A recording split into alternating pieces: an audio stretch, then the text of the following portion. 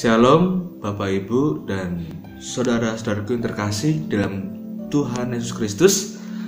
Berjumpa lagi dalam renungan harian online. Mari sebelum kita merenungkan firman Tuhan, kita bersatu di dalam doa. Kita berdoa. Kami mengucap syukur ya Tuhan untuk hari baru yang boleh kami rasakan. Kami mengucap syukur pula Tuhan untuk setiap perlindungan-Mu yang senantiasa hadir di dalam kehidupan kami. Saat ini Tuhan, kami hendak merenungkan sabda-Mu. Biarlah sabda-Mu Tuhan yang menjadi pedoman dalam kehidupan kami. Bersabdalah Tuhan, karena kami siap untuk mendengarkan. Amin. Firman Tuhan pada hari ini akan saya bacakan dari Matius 6 ayat 24 sampai dengan 34. Matius 6 ayat 24 sampai dengan 34. Demikian firman Tuhan. Tak seorang pun dapat mengabdi kepada dua tuan, karena jika demikian ia akan membenci yang seorang dan mengasihi yang lain, atau ia akan setia kepada yang seorang dan tidak mengindahkan yang lain. Kamu tidak dapat mengabdi kepada Allah dan kepada Mammon. Karena itu aku berkata kepadamu, janganlah khawatir akan hidupmu, akan apa yang hendak kamu makan atau minum, dan janganlah khawatir pula akan tubuhmu, akan apa yang hendak kamu pakai. Bukankah hidup itu lebih penting daripada makanan dan tubuh itu lebih penting daripada pakaian?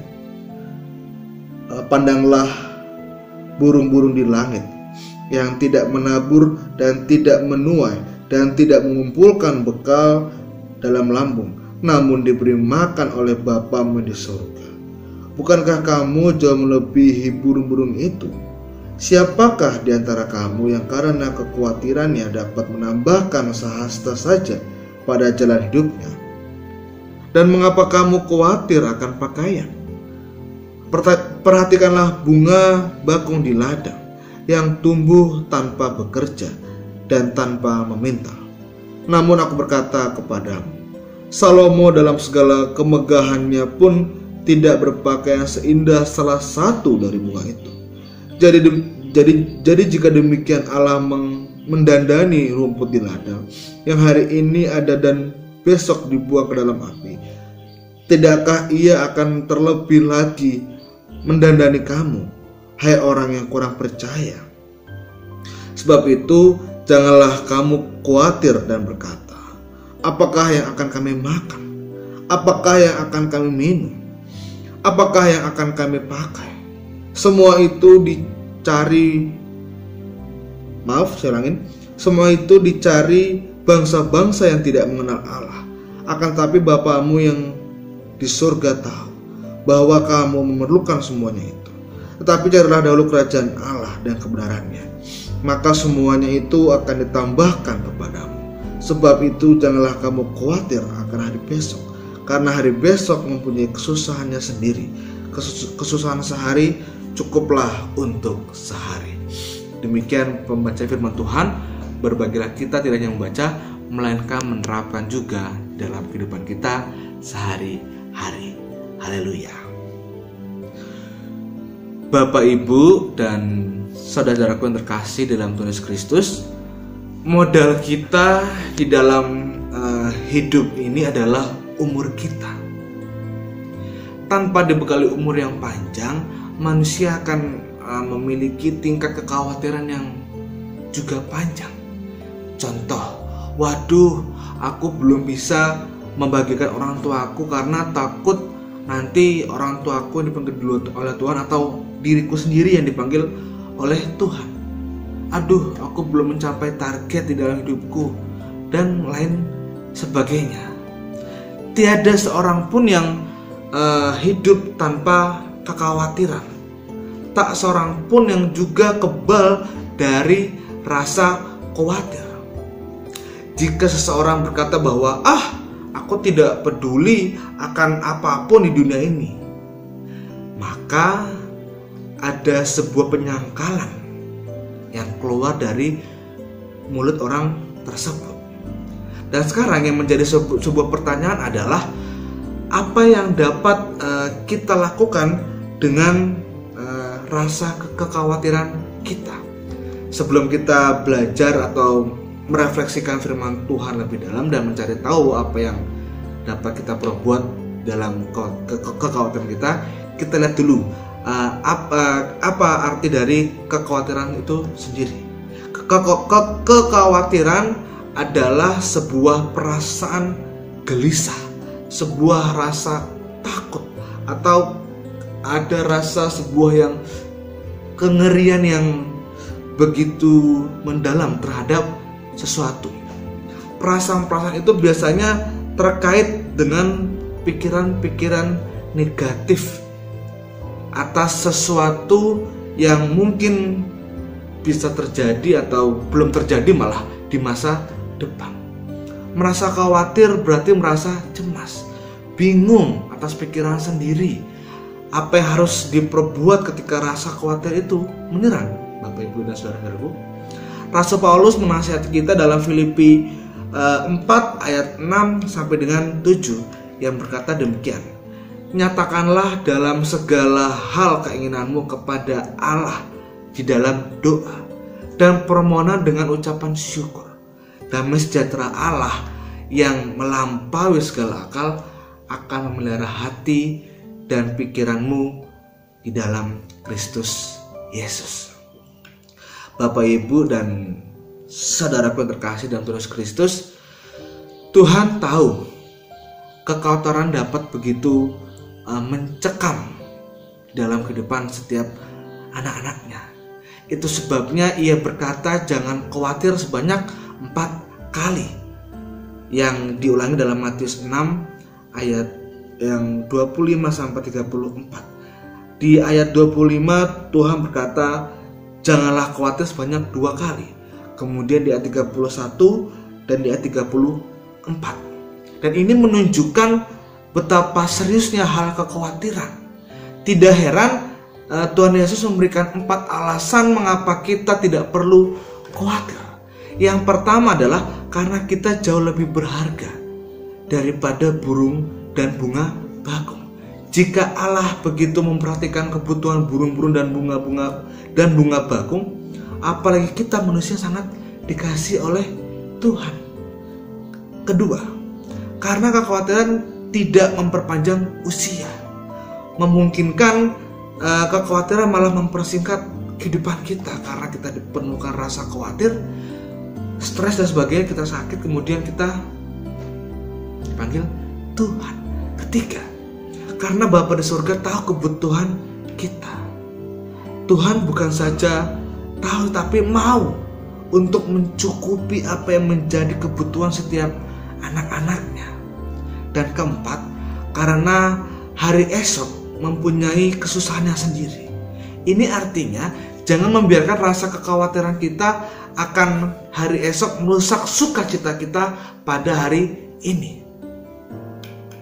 Sebagai manusia yang lemah, Bapak, Ibu, dan saudaraku yang terkasih, wajar jika kita merasa khawatir.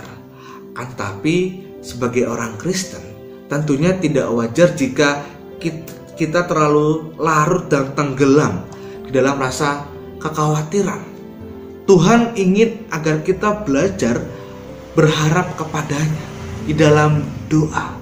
Kita dapat mengungkapkan segala kekhawatiran kita kepada Allah dan membiarkan kebenaran firman-Nya yang menguasai hati dan pikiran kita. Sebagai anak-anak Tuhan, kita tidak seharusnya merasa khawatir begitu mendalam, karena kita memiliki Tuhan yang begitu dahsyat. Allah kita sanggup memberkati dan menjaga kita setiap waktu. Ketika kita khawatir, kita sedang berupaya memindahkan beban dari bahu Tuhan yang kuat ke bahu kita yang lemah. Mampukah kita?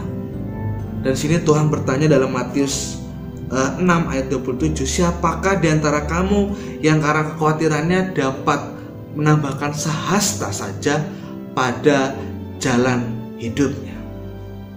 Tidak ada gunanya melihara kekhawatiran yang justru akan berdampak buruk terhadap diri kita sendiri. Ada tertulis di dalam Amsal 12 ayat 25 yang berkata, kekhawatiran dalam hati membungkukkan orang. Kekhawatiran membuat kita kehilangan sukacita dan menderita sakit. Untuk menang terhadap kekhawatiran, kita harus mempercayai Tuhan dengan segenap hati.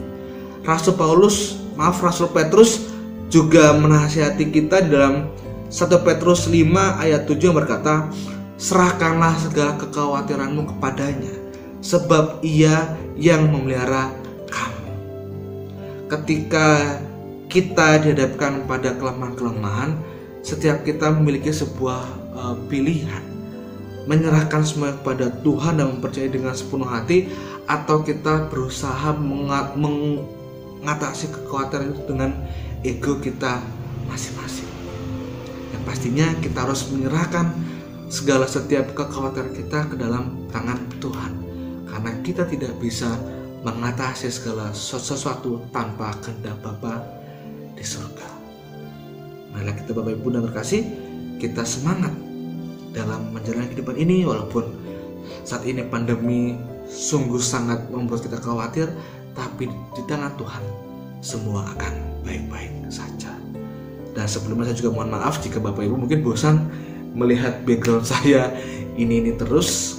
Memang saya juga dalam keadaan yang kurang sehat, jadi saya membuat renungan di dalam rumah agar ya tetap semua baik-baik saja. Mari kita tutup renungan hari ini dengan di dalam doa. Kita berdoa.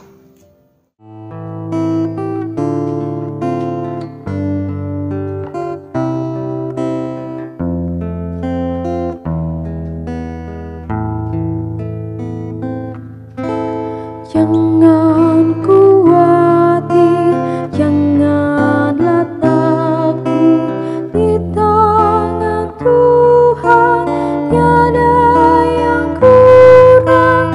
Jangan khawatir, janganlah takut, cukup